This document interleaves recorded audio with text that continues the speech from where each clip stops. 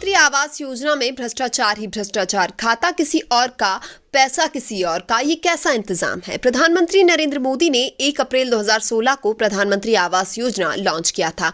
इसके तहत 21 मार्च 2019 तक 1 करोड़ घर बनाने का लक्ष्य रखा गया था, जिसके बाद केंद्रीय मंत्री नरेंद्र सिंह तोमर ने इसी साल मार्च के महीने में कहा था कि प्रधानमंत्री ने 2022 तक सभी के लिए पक्का घर बनाने का लक्ष्य रखा है। लेकिन यह सब दावे सरकारी है, जो कि भाजपा सरकार में कोई खास बात नहीं है। आए दिन ऐसे बयान और ऐसे दावे आते रहते हैं, फिर चाहे वो 15 लाख रुपए हो या फिर करोड़ों युवाओं से जुड़े रोजगार की बात। भाजपा सरकार हर बार नया दावा करती है और हर बार इस बात में बहस होती है कि कौन सा दावा सबसे ज्यादा बड़ा झूठ है।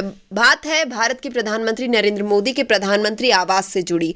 आखिर कैसे जिंदा को मरा और आदमी को औरत बना दिया जाता है। इस योजना के तहत तमाम तरह के भ्रष्टाचार में लिप्त इस योजना की पोल खोली है बीबीसी ने। बीबीसी की एक स्टोरी में इस बात का खुलासा किया गया है कि कैसे आवास योजना के तहत गांव के सरपंच से लेकर सरकारी बाबू तक अपनी जेब भर रहे हैं और प्रधानमंत्री है कि उन्हीं दावों और खोखले सच के साथ दम भरते नजर आते हैं।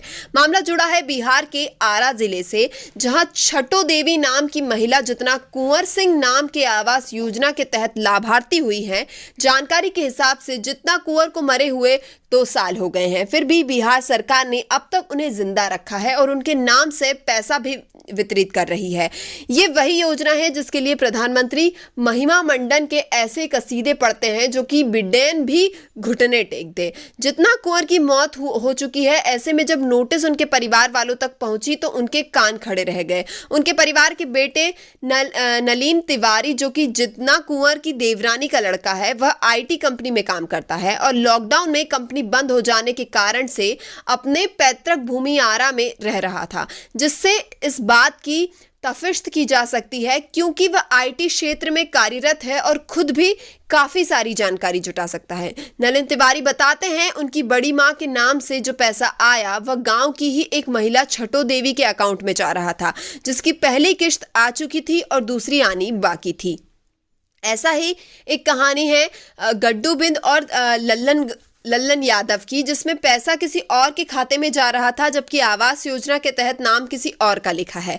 प्रधानमंत्री आवास योजना की वेबसाइट पर गड्डू बिंद की रजिस्ट्रेशन आईडी BH29722167 डालकर सर्च किया गया तो एक पन्ना खुला, जिसमें जो जानकारी दर्ज है उसके अनुसार गड्डू बिंद को 40 हजार की 3 किश्त मिली है।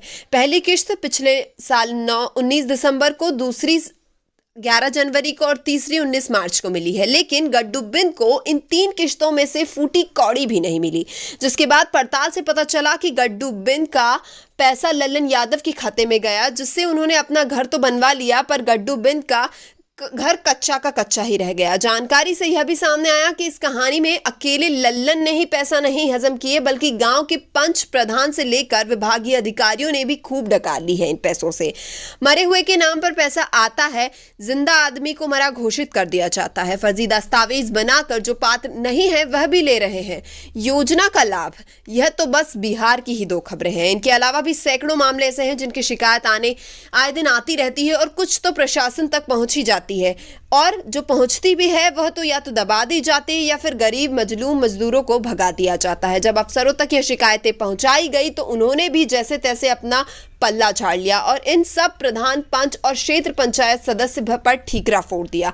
उन्होंने विभागीय कार्यवाही करवाने की बात तक नहीं की। पर सवाल यह है कि जब जरूरतमंद को योजना का लाभ ही ना मिले तो योजना को सफल बताना तो सरासर झूठ हुआ ना। फिर कैसा महिमा मंडन और कैसा दावा।